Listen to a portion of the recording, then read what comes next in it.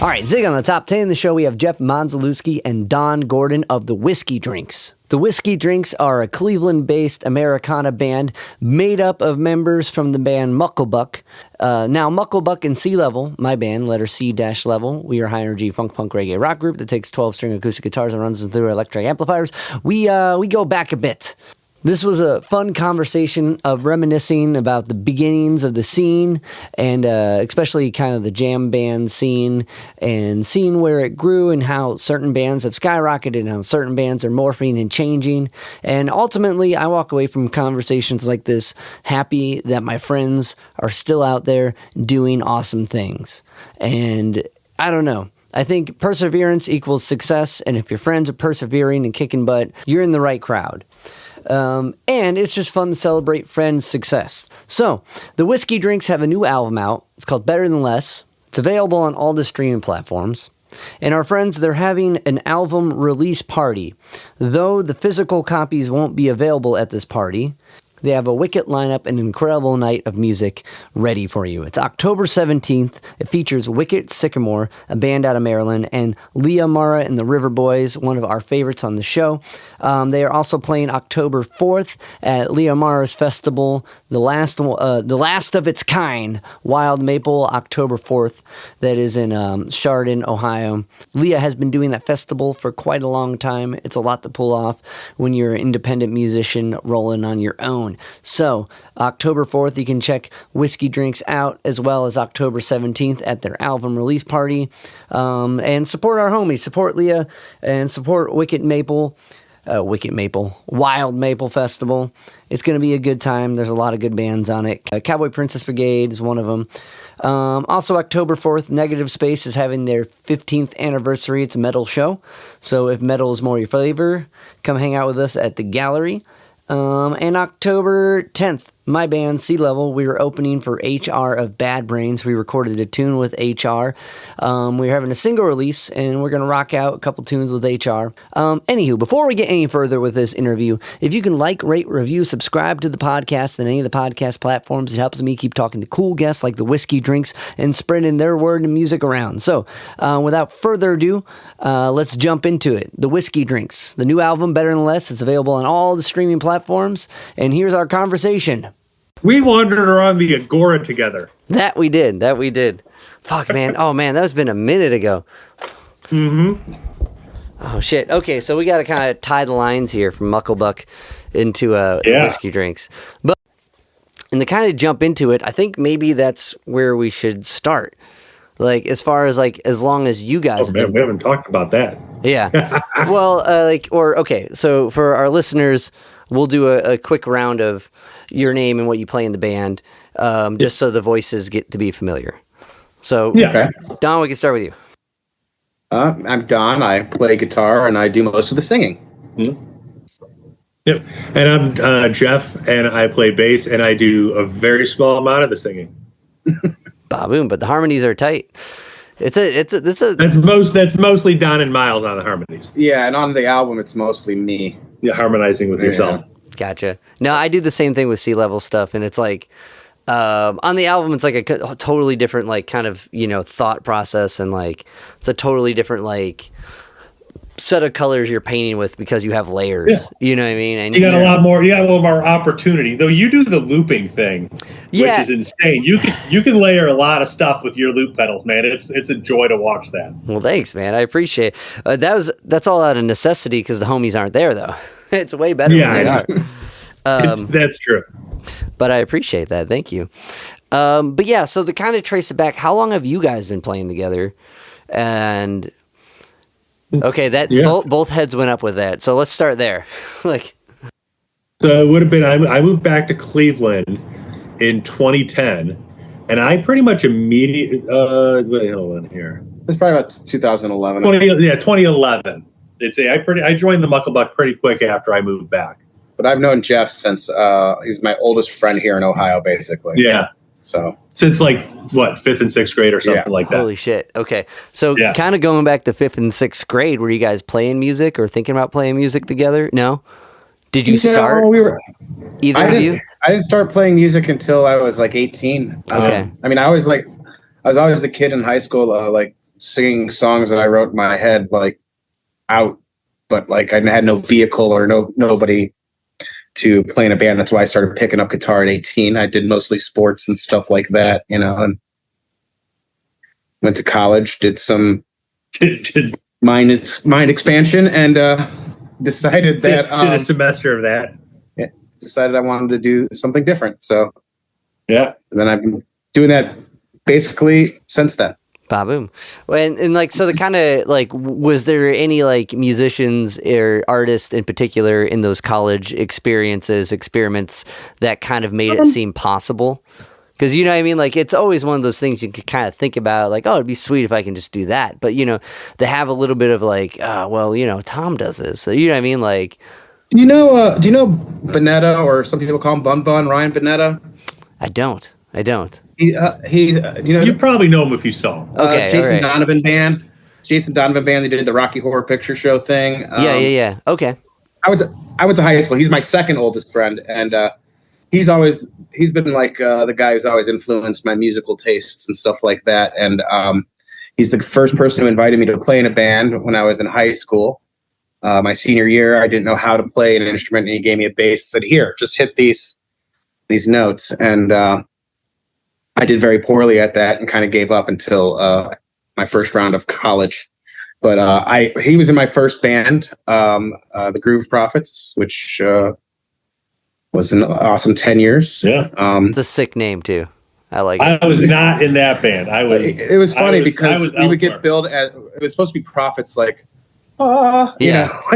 But we got billed as Prophets with the dollar signs a couple times. And I was like, it was kind of funny because my wife, my girlfriend at that time, but my wife now, and a few other members in the band all worked at Cleveland Music Center on the corner of Ridge and Pearl. Okay. Used to be. Now it's a vape shop. Now it's a big vape shop. And I had all my gear was from there, and it had price tags on it when we were playing. So, you know, because we couldn't afford our own gear, so I was borrowing guitars, borrowing amps from there. That's awesome. Yeah. It was pretty cool. that was, I loved that shop. That shop was cool. Like, it was one of the lesson shops, you know what I mean, where they had lesson gear, but it always had cooler stuff than that. I think I got my first lap steel from there. Oh, awesome. Hell yeah. It was a little Recorder King thing, just with like one P90. But like, now it's like that. It's like Planet of the Vapes or something. Vapes, yeah. It's so lame, but the pun is so good. Like, it's out of all it's also the cheapest place to get cones. Ba-boom. Gotta know that. Wow. Okay. So and then like, Jeff, for you, your experience musically, like, what kind of did you start on bass? Did like you gravitate? I started on guitar for like just a second in like 8th grade. Actually, I had a shit acoustic guitar I bought at a garage sale that then became Don's first guitar. Wow. That we smashed in the middle of the street. That got smashed in the middle of the street. Hold on, put a pin in that story. We lived across the street from each other. Okay. But I moved to bass probably by 9th grade or something like that, probably about 15 or so. And I played in like a hard rock cover band. We covered Breed by Nirvana, and we covered Last Caress by the Metallica version. That whole thing. For Whom the Bell Tolls. So we never played any shows. We just played in the basement. They were loud. We were loud. And I don't know, probably not horrible, but not great. Even that wasn't that long. I played bass, but I didn't play in too many bands. I tried to get a couple of things together going in college. I was never able to get anything off the ground. So I let bass guitar sit for probably 10 years. I probably didn't pick up a bass more than a dozen times in probably 10 to 12 years. But during that time, I bought a percussion set just for something to screw around with, because I'm always tapping on stuff. The song comes on the radio, I'm doing something. So I bought like a set of bongos and congas, and a set of wind chimes, because you got to have a set of wind chimes. You just have to. And so, yeah, exactly. The sound of my people. So I wasn't, I did a couple little things with that in college, but I was never really in a band. I played with a couple dudes a few times, but never really put anything together. So I went from Columbus to Toledo for a year, and then I moved back here to Cleveland in 2010, 2011, whenever that was. And like I said, Don and I had known each other forever. So I get back, and he's just kind of getting this band started called the Mucklebuck. And I'm just like, can I play percussion for you? And he said, sure, which really probably pissed off our drummer, Jim Fultz. Right. Who did not want to play with percussion, especially one who I'd never seriously played. And they were, it was a new band, but they were all serious musicians. They knew, they had the experience of being in the Groove Prophets or with Andrea being in Crack. They knew how to be in a band. And so it was a real new experience for me. But I'll tell you what, I learned so much from there. Even though now I'm playing bass and not percussion, I picked bass back up for the Whiskey Drinks. I learned so much about how songs were put together, watching everybody else do it and talk about things. And it took me years to learn. But like, not only that, but the business side of it too. And the business side of it, yeah. So being in that band really kind of prepared me to, I have much more of a creative voice in the Whiskey Drinks than I think I ever did in the Mucklebuck. In the Mucklebuck, I was the booker as much as the percussion player. Still an important role, man. The booker, like that's the hardest gig to do. That's right. That's how I stayed in the band. I kept myself useful. This one, we have Andrea who does most of all the booking and the. She has so many connections. He knows everybody. But she's I was gonna say, like, it's a tough role, and like it really is when it comes down to that aspect of things. A lot of it's who you know, but also who you meet in the sense. So like if you can put on that, like, not put on that show, but just be able to like meet people and like, be professional. Be professional, but also it so many emails go to the void because no one knows who you are. And if someone knows who you are, like, or they've met you or you've had a conversation, that void email is like, oh, that's, it's Andrea. We know her. You know what I mean? Like, and like that, that's a whole other, like, oh man, I you know what I mean? I don't know. Like that's a whole other skill set. That's super hard. But she's also able to go out and like socialize with people. That's like, a big part of it. Yeah. The rest of us all have kids, so it's like we can't go out. I can't be going out to shows at the Beachland 3 times a week. Like I might like the Winchester, any other venue that I miss. All the venues are great. Yeah. Well, we're definitely spoiled in Cleveland with awesome venues and so much stuff happening all the time. But yeah, no, it definitely gets to be harder in like, or even if you're just gigging.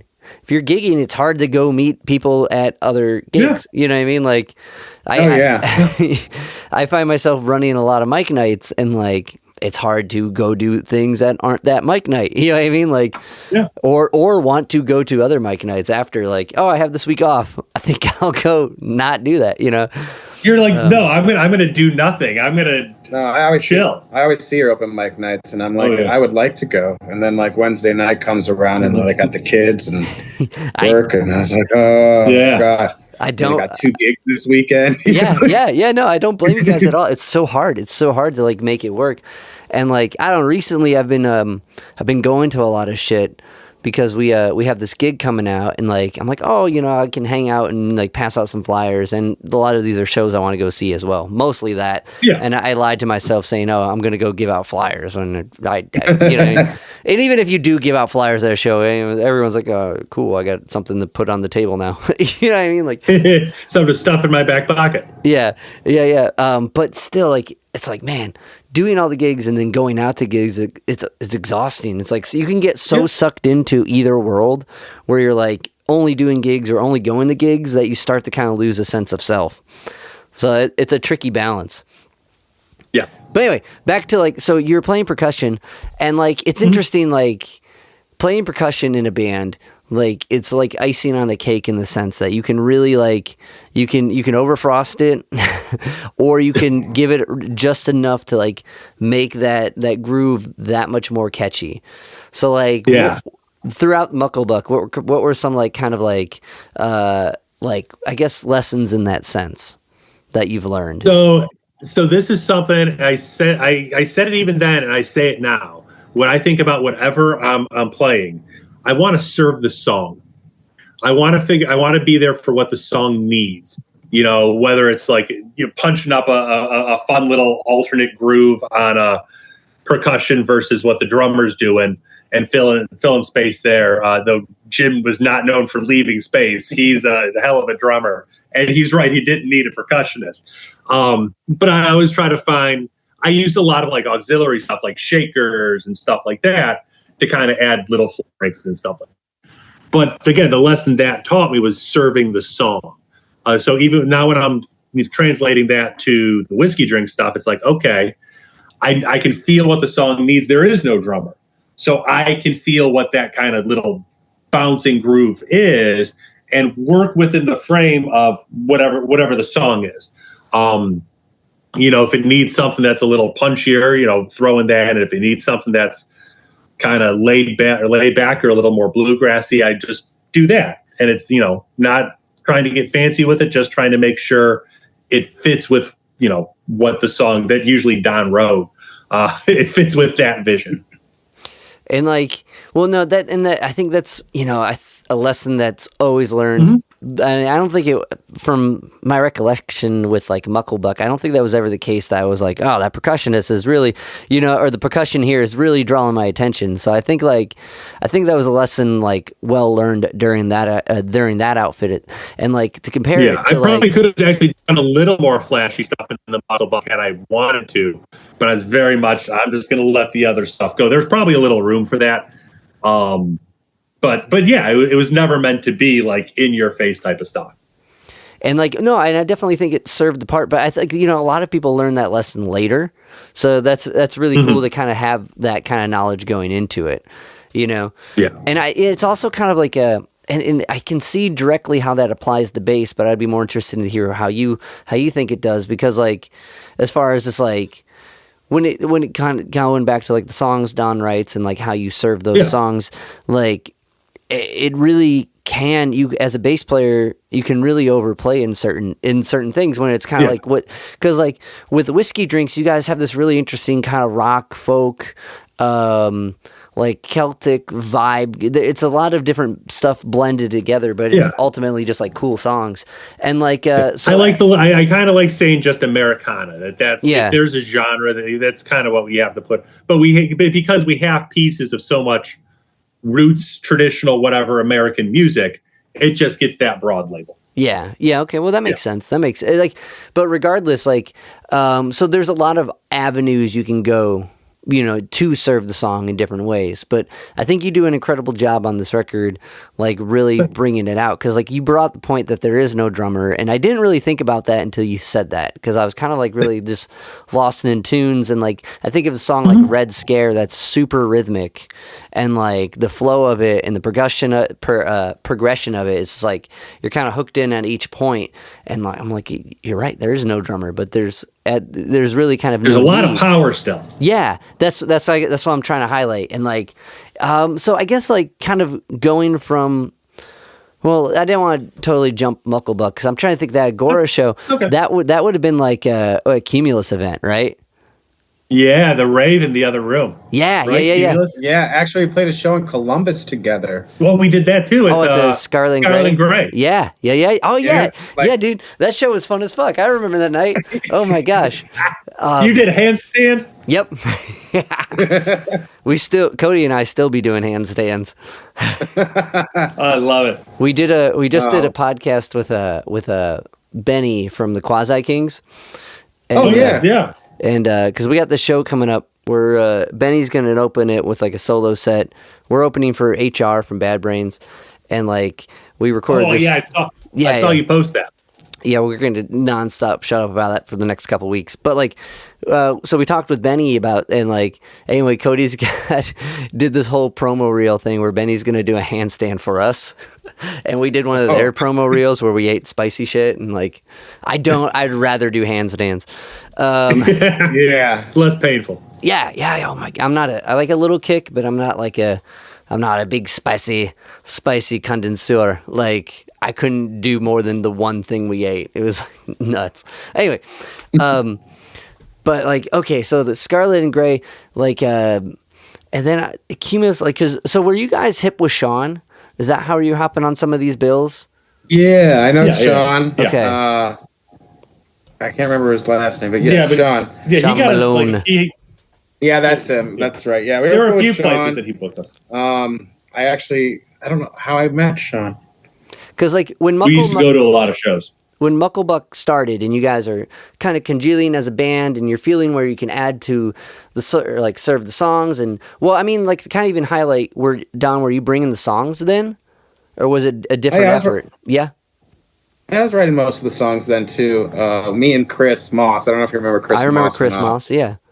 We would write songs.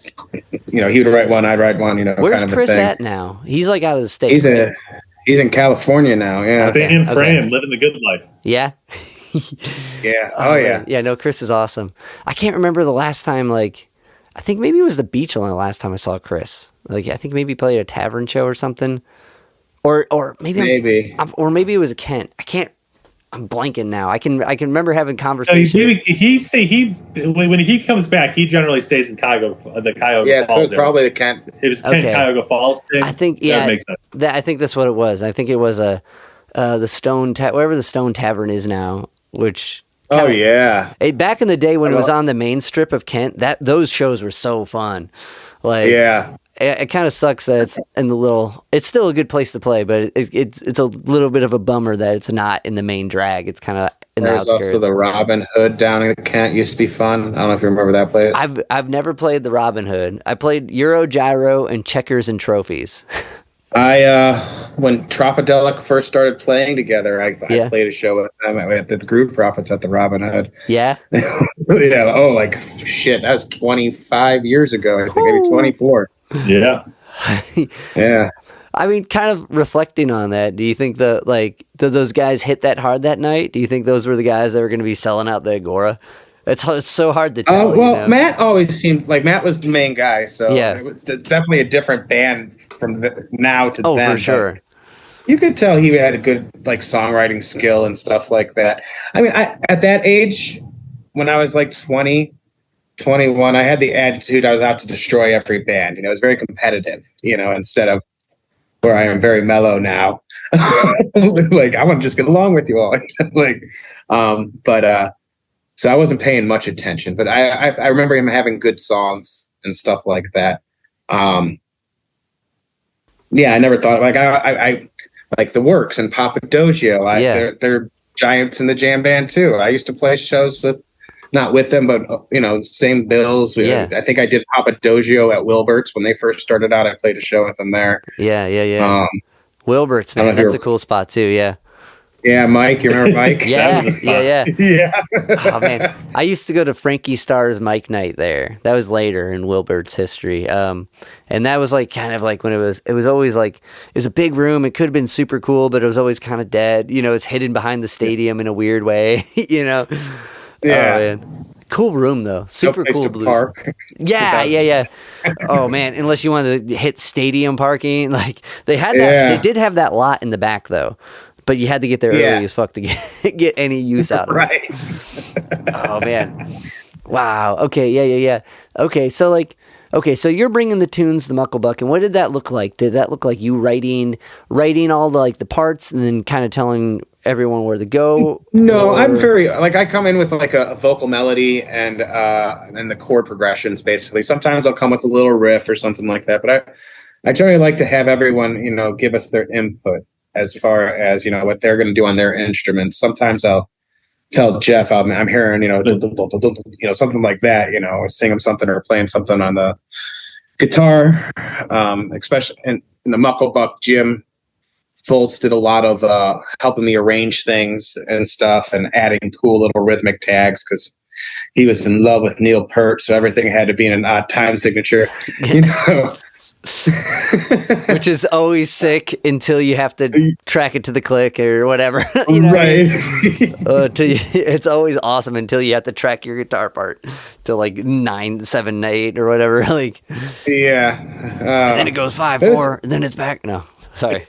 He's very patient. Let's just say that, because he did most of the recording for us too in the Mucklebuck. He did all the like recording that we did that I've never put on Spotify, which I probably should do now that I pay for that. You should, especially if you're doing like the more than one artist thing. If you're doing like DistroKid or I whatever. got the band, the Mogo, right? The local label. Yeah, which is kind of the best in a way, because if you put out two things under a different title, you know what I mean, then you're kind of shit.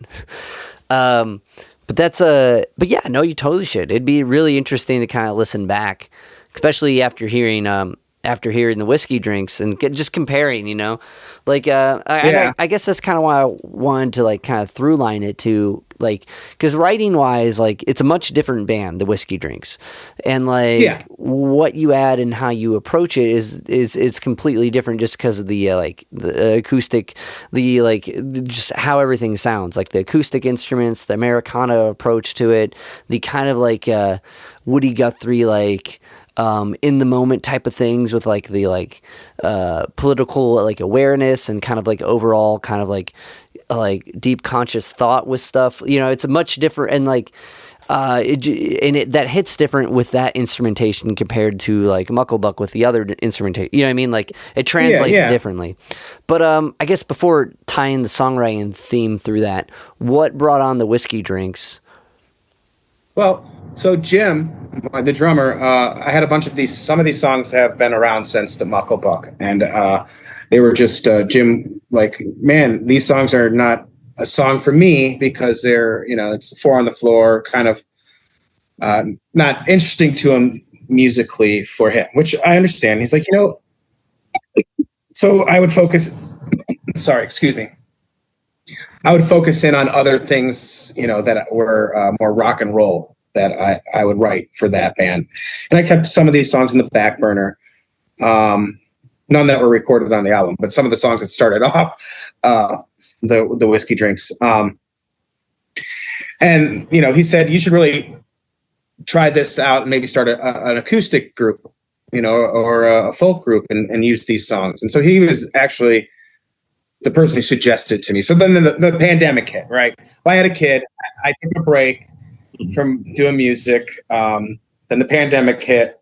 I had another kid, and I started having, you know, I started going to therapy, and I just got real honest with myself and try to be honest with my songwriting, and that's where we got to this, you know, like being more emotionally open. Yeah. I guess. No, that's awesome. And I think like, the pandemic, one, having a kid's an insanely big life change. And like the music, like kind of like culture you have to kind of be in and do, it's like a totally different, like it's super hard to do both, especially during those early years, you know? And then the pandemic fucked everything up for sure. That totally like redefined what was even imaginable. And it's crazy the aftermath that's still kind of coming from that in the sense. And like, but anyway, like, so, and I think that's incredibly awesome that you started going to therapy, because that's a super helpful thing that a lot of people don't do for themselves. And it's, you know, it's one, financially sometimes undoable, you know, if you, with help, right, you know, so it which super sucks, but it's definitely a super like impactful thing. And like, I'd be interested in like, so when emotionally becoming kind of more like available to yourself, and like, was songwriting a part of that, or a after effect, or was let me rephrase that. Was songwriting a part of that, like part of the process of becoming kind of more open with yourself, or was it like a side effect of becoming more open with yourself? Or neither. No, I mean, I write songs like, I would almost say daily, if not every other day. Just little ditties in my head. So I've always been doing songs, and that's always been with me. Just becoming, when I say emotionally available, I was just like, sometimes I would just write really stupid songs that had no meaning, you know, and I just felt like if I was going to write something now, it was going to be trying to be more meaningful to me, at least, and maybe it'll be meaningful to others. Like one of the songs on the album is all about me going to therapy. I'm trouble. I'm trouble. It's it's my suggestion to the world. Like, hey, it doesn't matter. And it's also a good argument for universal health care, but but everybody benefits from talk therapy. You don't have to have a mental health diagnosis to talk to someone and work through shit. So that's so yes, music was a part of that. I had during the pandemic, I had a friend die, a really good friend of mine die in a very odd circumstances. He just randomly fell in his room and hit his head. And oh my God. Yeah. Yeah. So it was, and so after that happened, I was like, the pandemic was hitting. My best friends died. That same week, I'm at his funeral. I got COVID for the first time. I was facing all this mortality, and then all of a sudden, I'm like, Jeff comes over every Friday during the pandemic, and we would have cocktails. And I was sitting there, and like I just got done smoking a joint, and my heart started 120 miles per hour. Like, I got to go to the hospital, man. I got to go. And he packs me in his car, and he drives me to the hospital, and we do 3 loops. On the emergency room. Do we need to go in? Do we need to go in? Do we not need to go? Give me a minute. Do we need to go in? Do we not need to? Give me a minute. Yeah. So, I was getting all these anxiety attacks, but it just became heavy, man. I had another kid during the pandemic too. So it's 2 kids. My buddy's dead. My wife's pregnant, so my dad died at 51 as well. So it's like, I'm in my 40s. I'm facing all this fucking mortality, and, write a song. So write songs, wrote songs, kept writing songs. Now I feel a little better.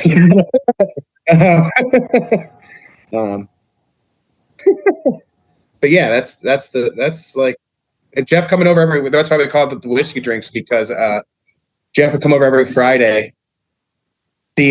So like that's what he'd come over every Friday, and we'd have these whiskey drinks, and we'd sit. I became a bartender during the make these cocktails. My favorite's a New York Sour. Ever had one of those? Nope, but sounds. It's a whiskey. Well, it checks out. It's a whiskey drink. It's a whiskey sour, but it has like you pour a little bit of red wine over the top, over the spoon, and it floats on top. So it looks real pretty. Whoa. Which is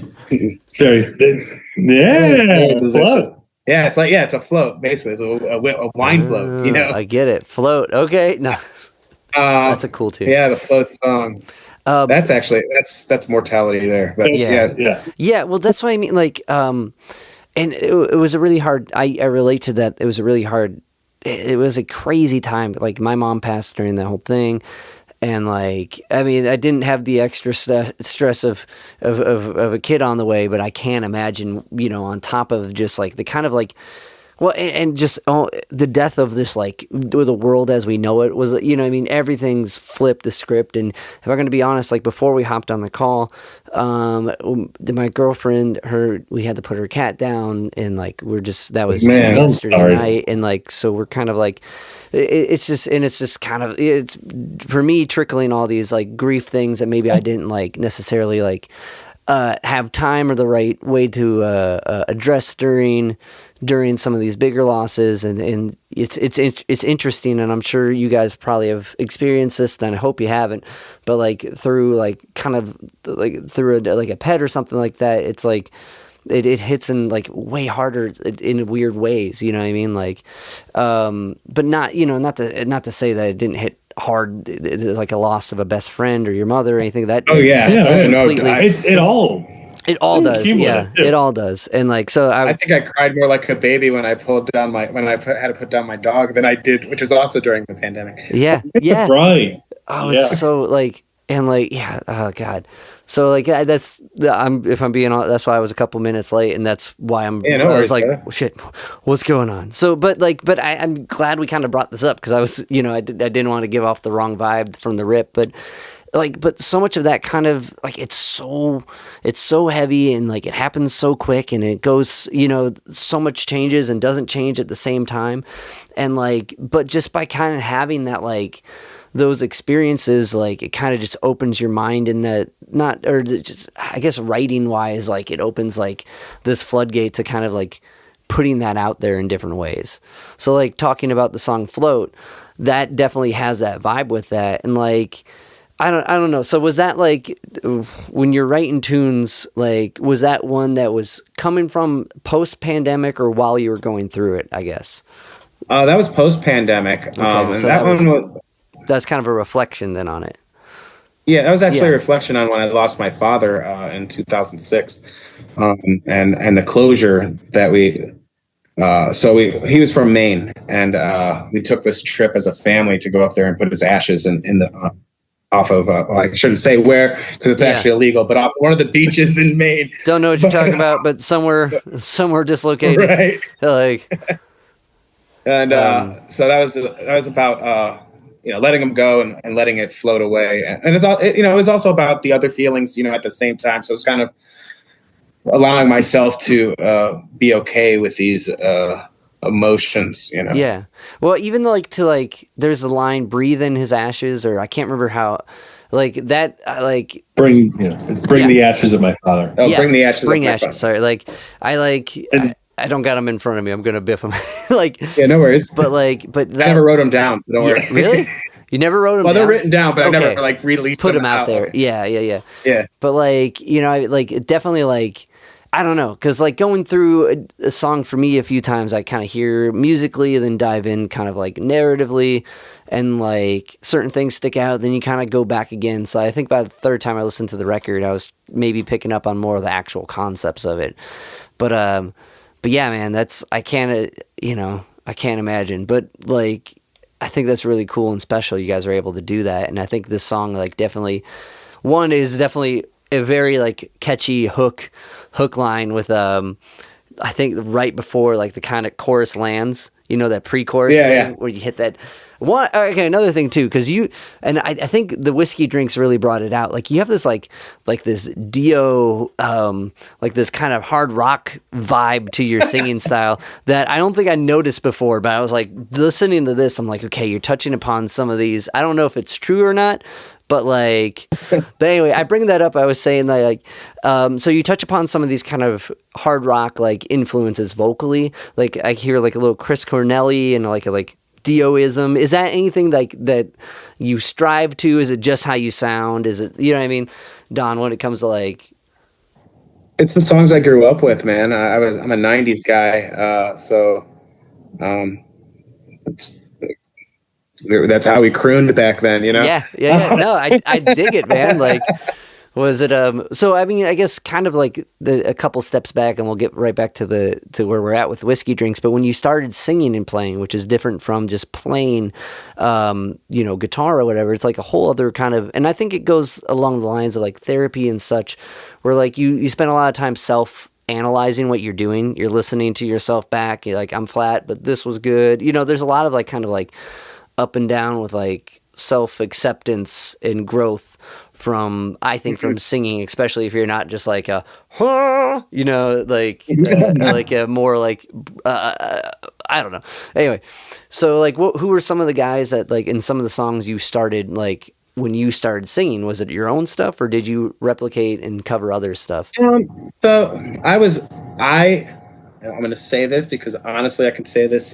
I was from the age of when Sublime first came out, so I used to sit in my bedroom and listen to 40 Ounce to Freedom over and over again and try to sing exactly like Bradley back in high school. The Alice in Chains Unplugged album was another one I used to sing along with all the time. Who else? Man, Metallica was another big one we used to sing to. All the things that we used to listen to in the '90s. Wonderful Pretender, Inside a Blender. Yeah. Well, it's interesting. I can't remind me. Do you guys know Carrie from RCR recording studio? He played in Falling into Fire. He would have, back in the day, Following the Fire probably would have been on some of the same like kind of trop bills and stuff. They were more like a hard rock kind of group, as far as like fitting in with everyone. I think I know who that is. Brandon was part of that too? Well, Brandon was Brandon Hawkins, right? You remember Brandon Hawkins? Yeah. That's who I remember. He moved to Nashville and he goes as Brandon Davis. I have to look at it again. Still like a super sweet guy, you know, does an incredible job of bringing the world together. But he like lived with Carrie for a little bit. I don't think he ever played in Falling in the Fire, but he definitely like, they're yin and yang in a sense. Brandon was very social, outgoing. Carrie was just like very kind of studio minded in a sense. But I bring that up to like, oh shit, why did I bring that up? I was tying it together because like, oh, now I remember. Me and Carrie were talking about like 90s lyrics, and this camera's crazy. I don't know why it's moving when I move. I don't know how to fix that. I'm sorry. It's trying to follow you around. Self-tracking. It's pretty funny. You might be able to turn your self-tracking off on Zoom. I'll do that post this like some other time. Yeah, we're in it, yo. Flavor to the video. It does. Oh shit, I forgot to hit record on the video. Fuck. That's all right. I've been recording all the conversation. I'll start recording the video. Meow. Recording in progress. It'll jump right in the middle now. It'll be cool. So you just have to put just the audio portion on first. Yeah, that's what I'll do. It'll most of the time, like with a lot of the stuff, that's what. Like, I don't know. I've never been a podcast watcher. You know, I listen to podcasts. Listen to it. Yeah. Like they have a video. We're not that interesting to look at. I mean, look at us. I mean, I guess maybe set yours to the Zoomy thing. And but anyway, Carrie and I were talking about like kind of 90s lyrics kind of being like, in a way, like more abstract than lyrics that are kind of modern in a sense. Like, and maybe and that might be just kind of like, I mean, maybe all pop lyrics weren't as abstract as like cool 90s shit. Like when you compare like, I don't know, a 90s pop tune to like Nirvana of course is abstract, or like even Sublime. Like I had this interesting conversation with Miguel Happold from Sublime, and like super cool cat. But he described like Brad as like, as far as his lyric writing, in a way I found really interesting, which was like, he's like, we used to call it flipping through the channels, where it's like, and it's a hip hop thing where you hit a bunch of different subjects, but you always keep them going. But anyway, like just the idea of like 90s tunes kind of having that abstract to it. And like, that's something I found myself like when I first started singing and playing and writing, doing more often than not. Because like when you said those guys, those were a lot of the same guys I picked influences from too, like Sublime and Nirvana, and like, you know, trying to learn how to scream without losing your voice. And you're like, how does Kurt Cobain hit this high A for the whole song? This is insane. But I don't know. So I bring that up to like for your thoughts on the kind of like the abstractness of like the era musically and like lyrically. Man, sorry. There's a lot. I did a lot. Man, I mean, I always felt like Sublime, and it was abstract. It was like all like topical things that he was like thinking about at that time. But I don't know. Like the 90s were a weird time. There was a lot. I mean, you got everything from like. Yeah, like the heavy, like, you know, drug use stuff of an Alice in Chains, where like you just feel the weight of that, like all the way to frickin' Banditos. Yeah, the Refreshments, Banditos, one of the great one-hit wonders of the '90s. Yeah, one of the best songs in the world because it says Jean-Luc Picard. Yeah, it mentions a Star Wars reference or Star Trek. Yeah. But I kind of agree with that, like, because like flipping through tunes, like you had Sex and Candy, like what necessarily does half that song mean, like, you know what I mean? But it was a very interesting. I actually know some of the story to that song, but that's because I just like researched this stuff and.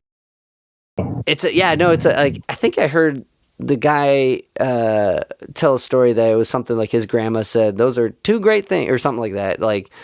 And like, but anyway, like still, like when you hear it, you don't necessarily think that. Like you can hear the narrative and it changes your perspective on it. But like, I'm gonna be honest.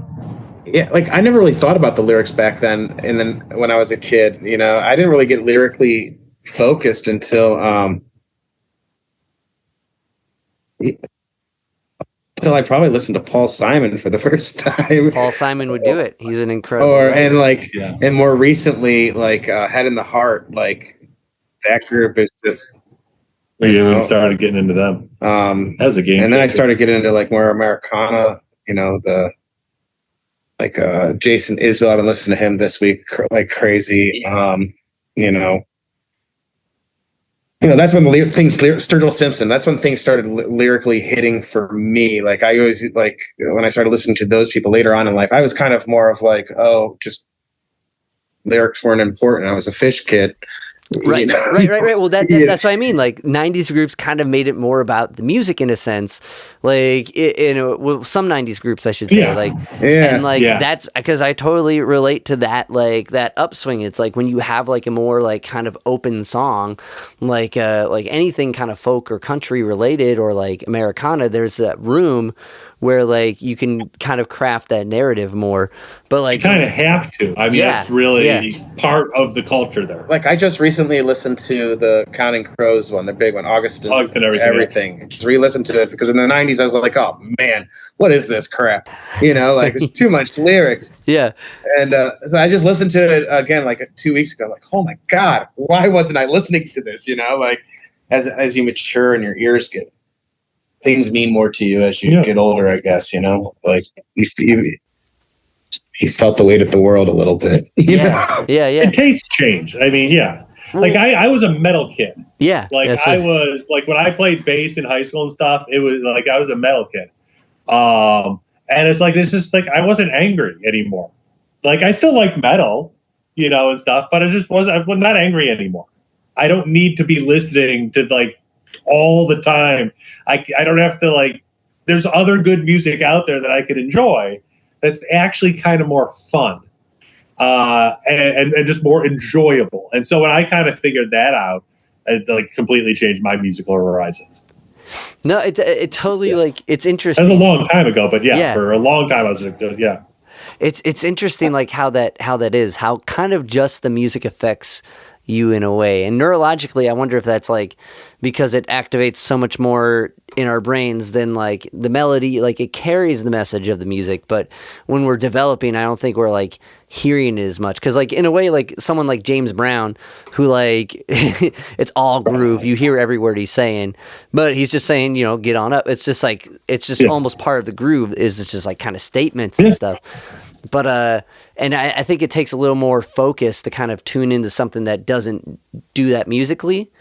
You know what I mean? And I think as you as you age and as you like kind of consume more music and neurologically develop, like it makes that platform more so you can hear it.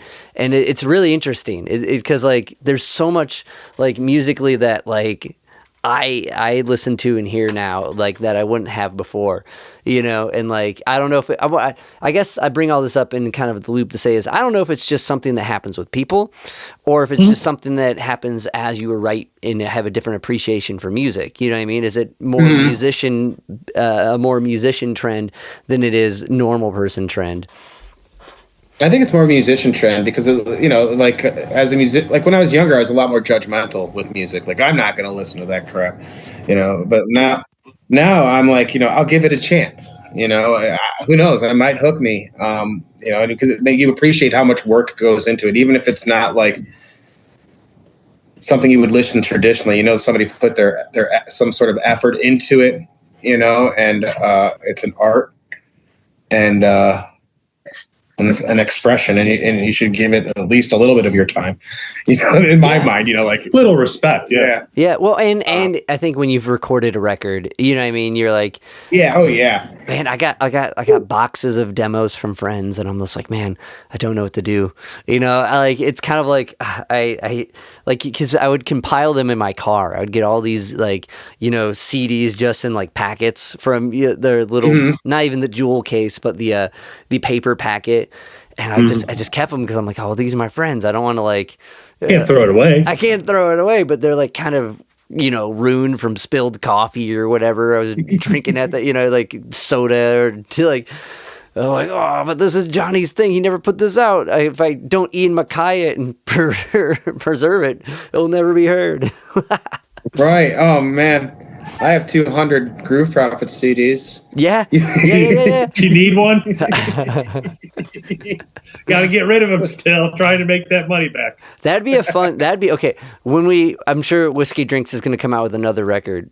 When we should definitely do another convo, but I want a Groove Prophet CD and I want to like do a deep dive for myself. All right, so we can put it here. We can put it here that we're going to do another one of these down the line, and then You're going to get that band back together. You're going to talk about that. You're going to love it. You're going to be like, "This is the best album ever." You're going to get the band back together. Not this album. The second album we did was better. Oh, the second album. Yeah, the second album you did was better. But shit. Now I lost. But to take it back to this current record, to Yes and what we just said. Okay, back to Better Than Less. Like with it, so going through the pandemic and kind of writing, like when did taking it out of writing to recording, or was it kind of a process of writing and recording that led up to the record? Well, what led up to the record is that we were playing for like 3 years and we only released live stuff. And I was like, let's go to the studio. We finally have enough money as a band. And we had like, I don't know, we have close to 25, 28 songs that we play as a band and that are originals. Then we have, some covers and stuff. And so we sat down and we were like, and I had some new stuff that I wrote at the same time. Like that was Evergreen, I'm Trouble, Solid Reason. I like that tune a lot. Side note, those are all good tunes, but Solid Reason, I was like, yeah, okay, man, I feel it. And then Miles songs as well were pretty new. Yeah, the 2 Miles songs are pretty new. So we're going to go through all those songs. We're like, okay, which ones do we want to record and which ones, do we want to set aside? And I think we came out, I kind of wanted to put something together that was, the topics kind of flew. There's a flow to it. So, at least I think so. At least to my ADHD brain, like No, definitely. I definitely do think it hits a lot of deep stuff and narratively through the record. So to tie it in with the title, how is that like an overall statement narratively, or is that like? I'll just leave it at that. I don't want to give a bunch of options to your answer. It's overall a statement of. So there's a lot of political things that are in there. At least 3 songs, right? I think. Yeah. The greater topic of the songs are also all this anxiety we're feeling as a society, and I think we're better than this, and we're better than this less feeling that I'm feeling right now. I don't know if anybody else is. I'm sure there's someone out there that can argue I'm feeling full with this, but but I'm worried for the world, and I think we could do better, and that's that's my statement for this album. I guess is let's do better as a people. I think it's as Woody Guthrie as you can get, man, and I love it. I'll take that. I mean that with every the respect that Woody could muster, because I agree with what you're saying. It's a time where everything's kind of on edge. We're kind of all, regardless if you're happy or not happy about what's happening.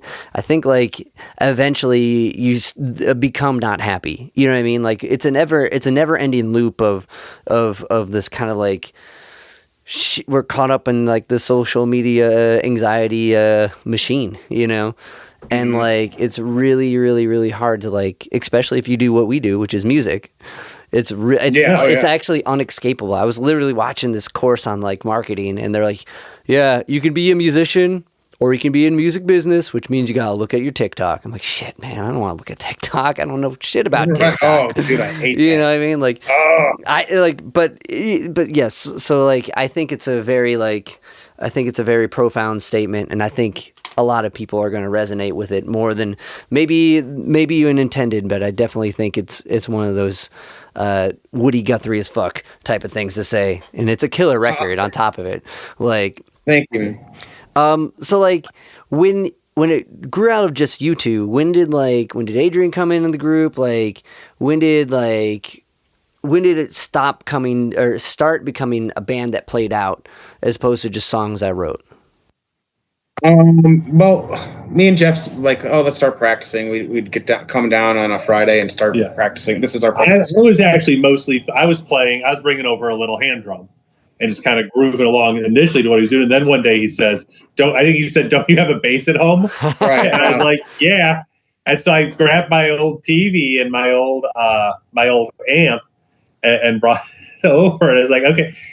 And not to get too deep into this, but like I had to kind of relearn how to play bass because I had not played it for years, many years, which was kind of a godsend because I was able to unlearn all my bad habits.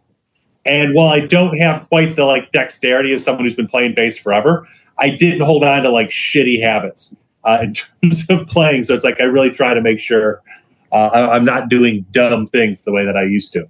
Much smarter with it. And then me and Jeff got to talking, it'd be fun to like play some of these songs out. I did one of Brent Kirby's 10x3s.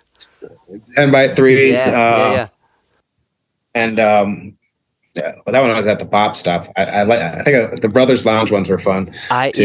The last one I did was a Brothers Lounge one.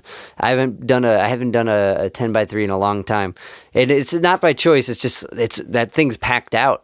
You know what I mean? Oh yeah. It's hard to align. Like I got COVID the first time. I had to reschedule, so it was kind of nuts. Yeah. But so like I was like, let's start playing this. I did that. Went to an open. I think I went to one of Meg Stratosphere. What's her name? Meg Stefka. Yep. I went to a couple of her open mics, played there, and then I was like, Jeff, let's find somebody to play. Let's pick out. I mean, we're gonna do acoustic. I don't want a drummer. I don't want a keyboard. Although I want a keyboard player now.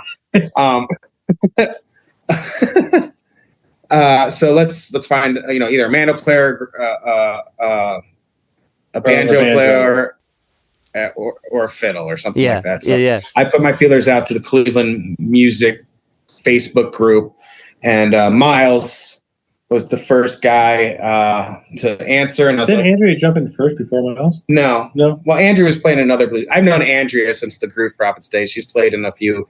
She actually was in the Mucklebuck to start off with. Okay. So she's been around for a while. That's awesome. No, that's cool. Yeah. Because she's ripping on this record, man. Yeah, she's a monster. Not a monster mean way, but monster. Monster player. Player, monster in the business end of things.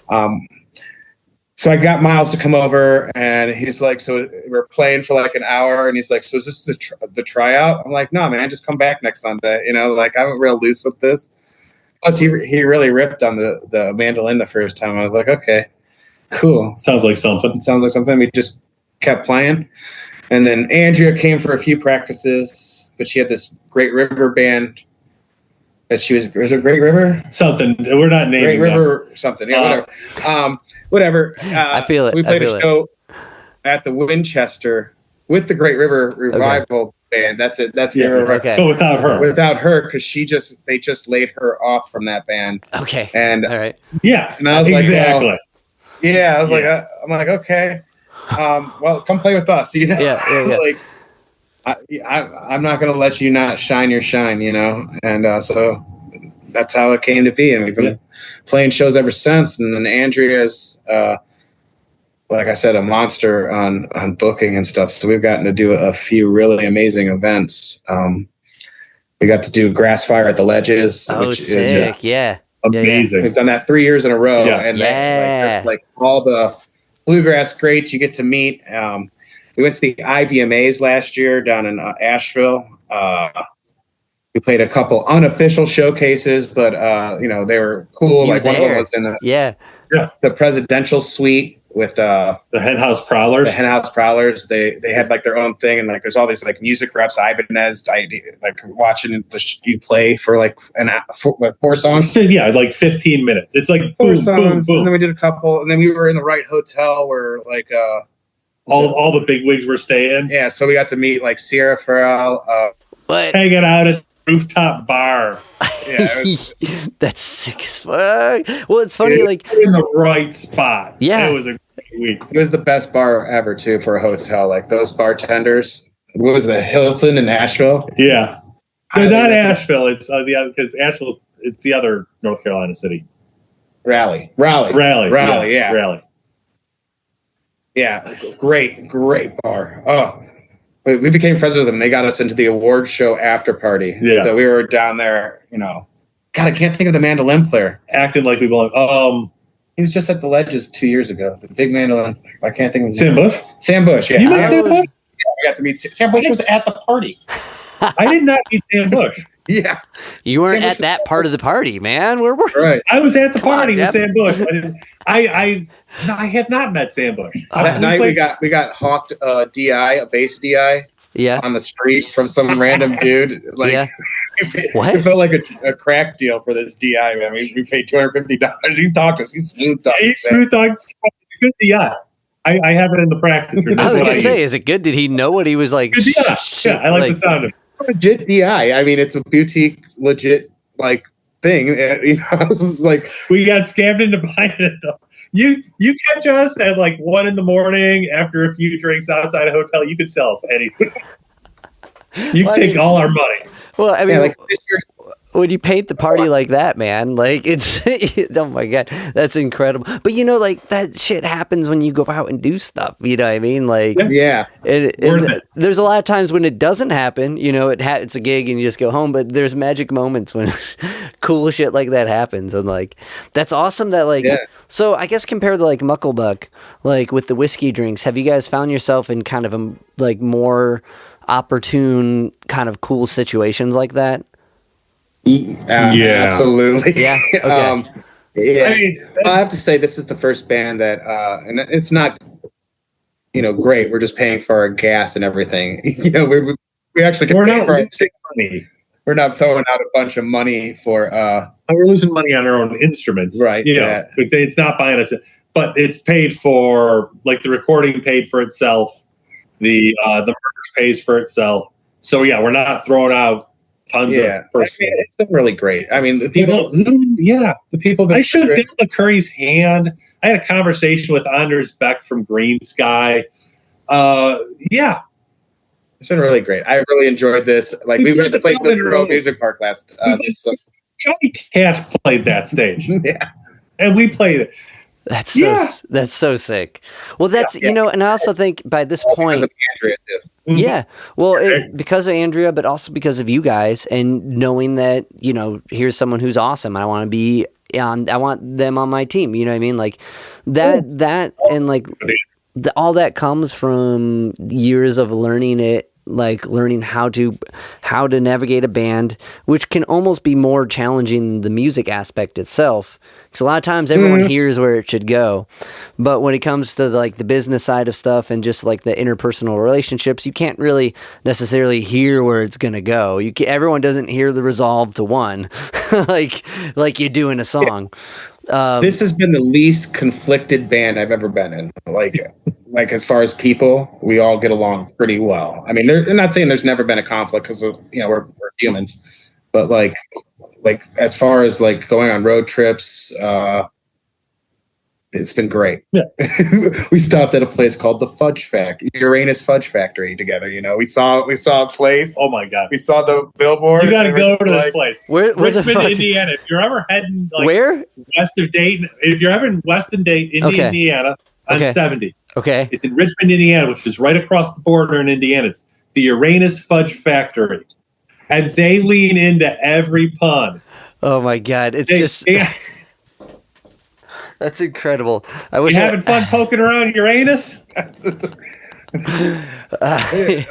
When I bought my shirt, they brought it. They go, size is important in Uranus. Are you sure you got the right size? Oh yeah, and these are like 50-year-old, 60-year-old women at the registers. Yeah. And they're just having the best time. Oh my Yeah. And like, as a band, we saw this billboard and we're like, we got to stop. We got to go. I don't care how little late it's going to make us. We're stopping. Yeah. No, that's why we leave early, because you never know what a road trip's going to bring you. That's it. Well, it's sometimes it's going to. Yes, it's always good, regardless on the road trip, to leave early. But like, it's like double that. That's incredible. Like, I feel like it's like businesses like that are always going to be successful. And like, my first thought of that is kind of like the band version of that. You know, the bands that are kind of just like.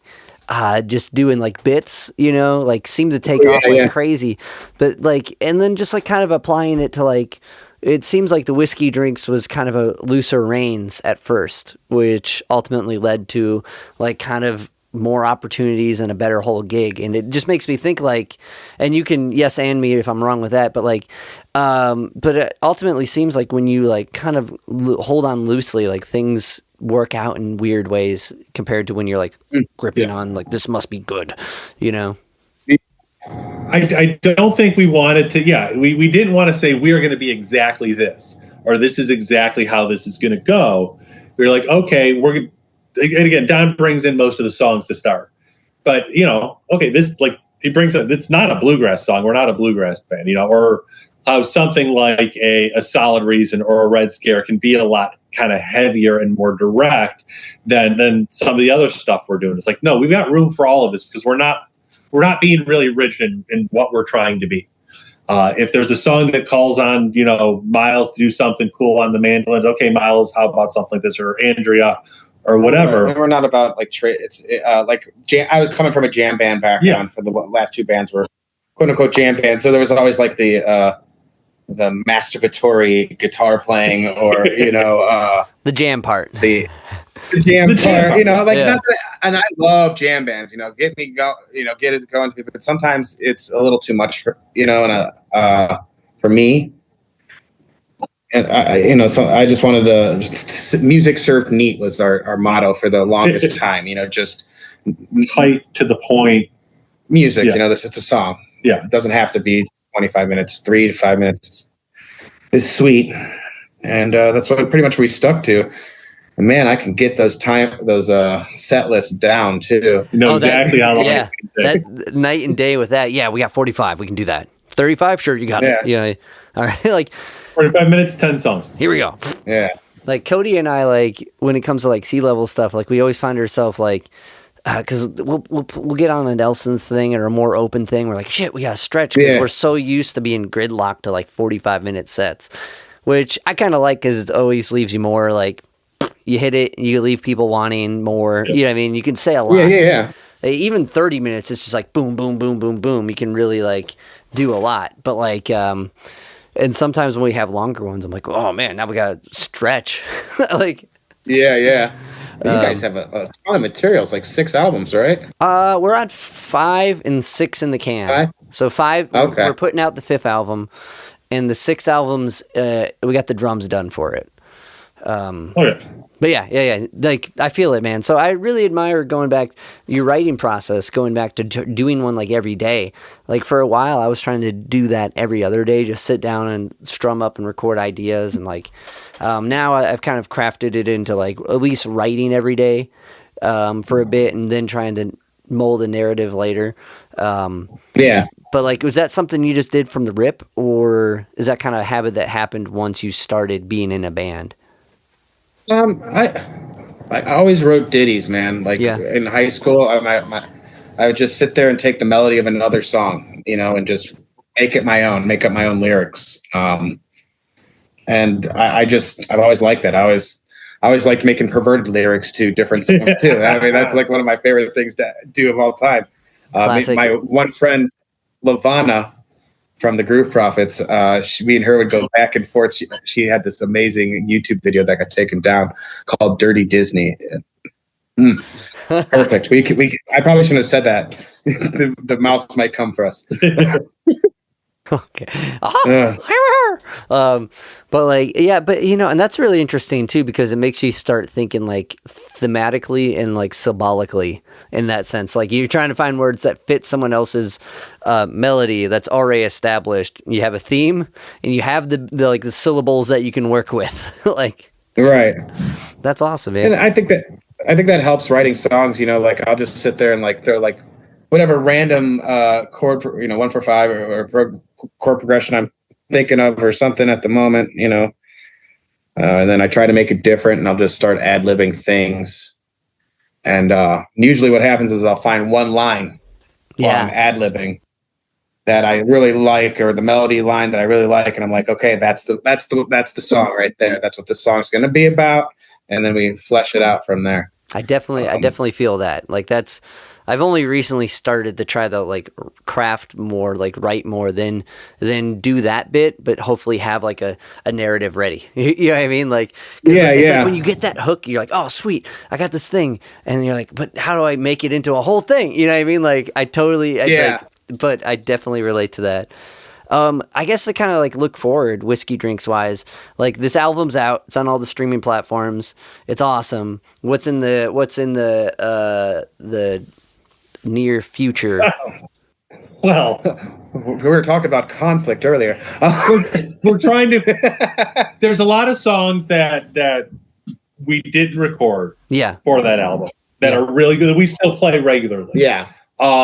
I'm writing new ones. There's new ones. Like I said, Don is a songwriting machine. Miles has a couple he's bringing to the table. So the thing is, right now, like we got a bunch of shows through September and October. Slows down a little bit in October. Right. Then after October, and one show in December. So we're going to try to figure out, kind of fleshing out these new songs that we're bringing to the table, and maybe starting to look at putting down just some scratch tracks, some basic tracks for whatever might be next. We got no rush on that, but we're looking at having a handful of songs, and that might take a minute. Like we're not saying, oh, we're going to have more.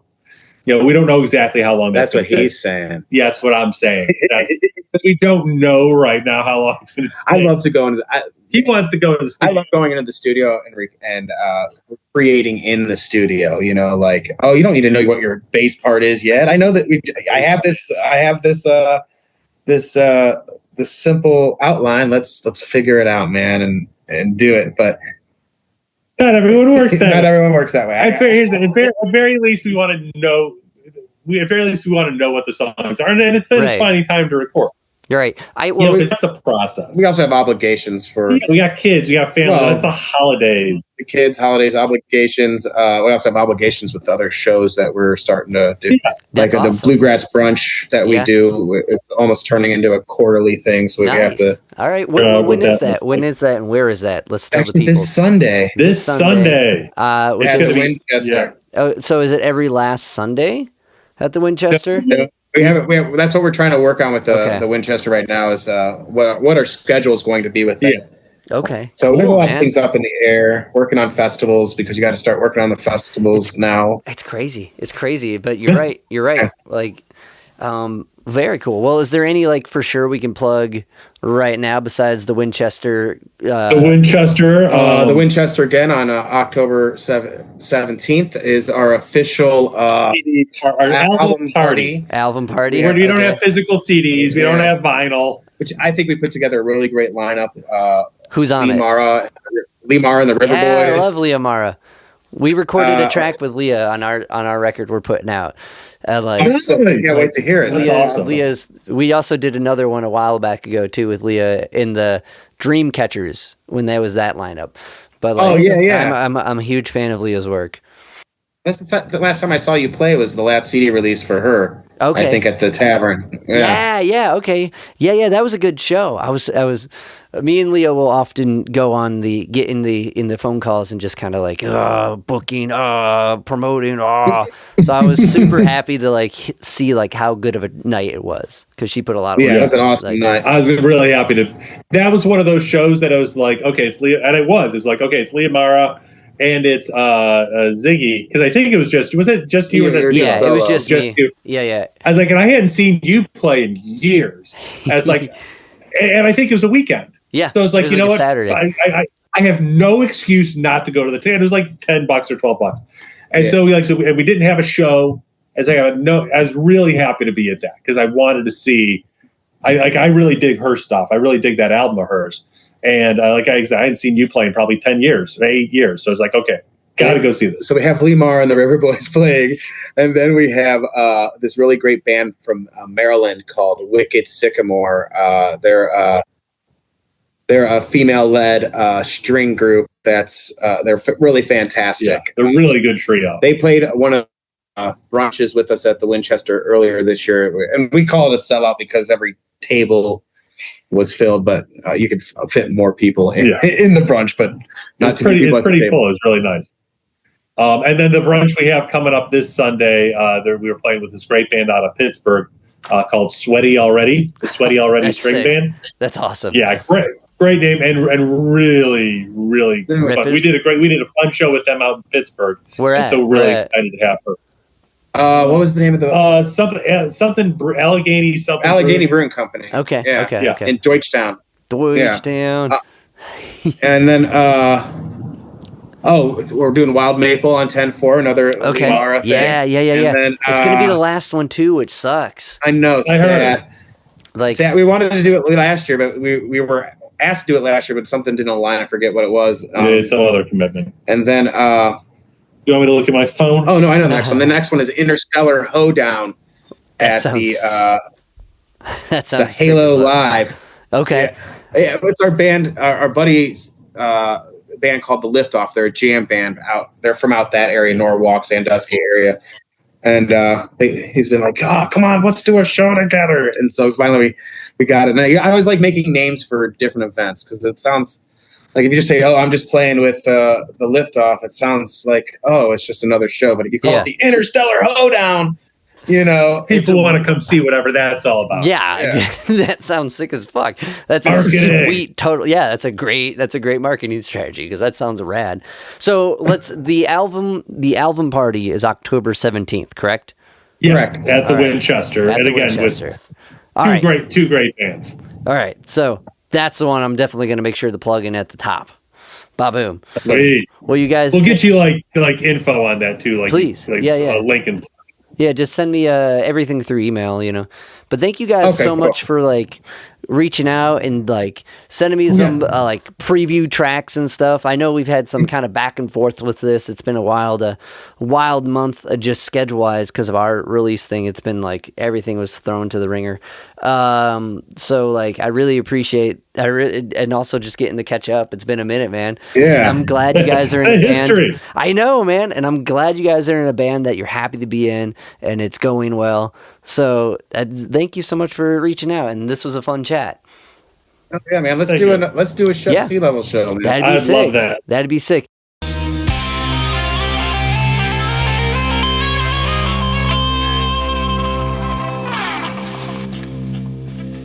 Yo, Spike Spiegel here. You just listened to Zig At The Gig podcast. Keep riding the bebop. See you, Space Cowboy. Bang.